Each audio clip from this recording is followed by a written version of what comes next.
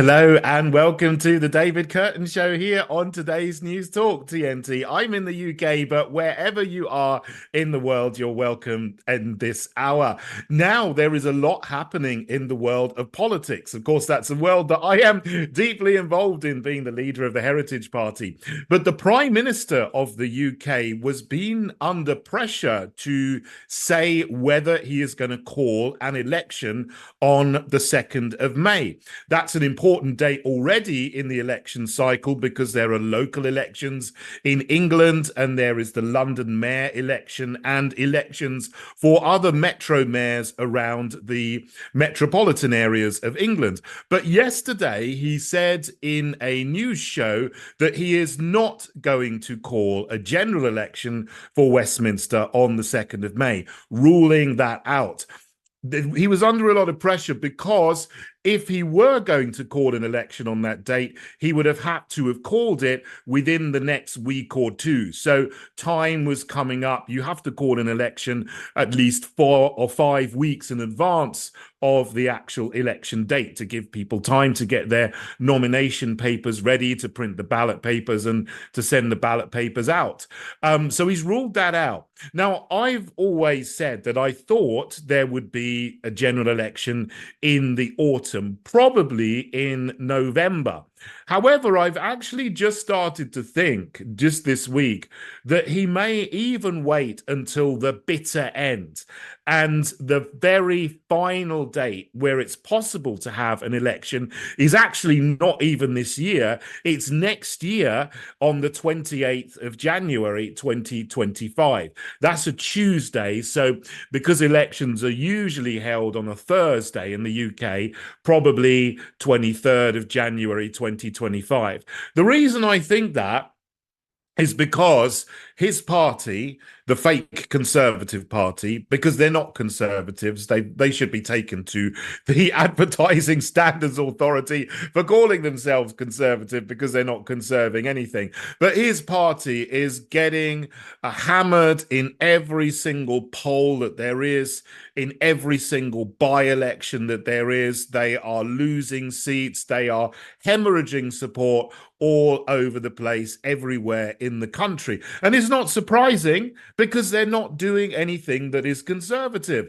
They are pushing the climate alarmist agenda. And although he's given a couple of little crumbs to people who are against the climate alarmist agenda, they're still generally pushing it. He's still saying that there's going to be a ban on the sale of new petrol and diesel cars from 2035. They are still committed to net zero by 2050. It's just that they're not going to do anything right now before an election because they always bait and switch on things like this. And then after the election, I'm sure they'll get right back into the climate alarmist agenda and push these dates forward and continue to act to dismantle our energy infrastructure and make life more difficult for people who need to use a vehicle like a car, or even emergency vehicles like ambulances and fire engines and police vehicles who,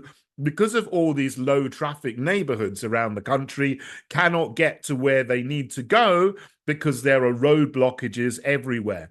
These have been brought in local councils by both Labour and fake Conservative and Liberal Democrat, and the money for it is coming from the central government, which is run by the fake Conservatives. They pretend they're not involved in it because it is mostly Labour councils doing it, to be sure, but they're providing the funding for it. So who is responsible? They're both working together. As I've said many, many times, there's no difference between fake Conservative and Labour, Lib Dem and Green. They're all friends behind the scenes. And they're all working in lockstep together, even though they have pretend arguments like you get in the World Wrestling Foundation matches if you watch them. Another reason I think that they're going to stay to the bitter end is because most of the MPs know that they're going to lose their seats. Now, I think they won over 360 seats in the general election. They're now down to fewer than 350 because of all the by-elections they've had where they've lost seats. But in the next election, if the polls are correct, this translates into the fake Conservatives only gaining a couple of dozen seats. Some say 20, some say 50. They're really going to lose 80 or 90% of their MPs.